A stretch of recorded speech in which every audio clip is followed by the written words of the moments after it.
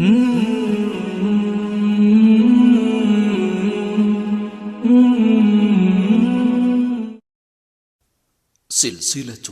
لآلئ مجموعة من الأحاديث النبوية الشريفة، والتي اشتملت على عبارة من قال: قال رسول الله صلى الله عليه وسلم: من قال حين يسمع المؤذن: أشهد أن لا إله إلا الله وحده لا شريك له، وأن محمدا عبده ورسوله، رضيت بالله ربا، وبمحمد رسولا، وبالإسلام دينا، غفر له ذنبه.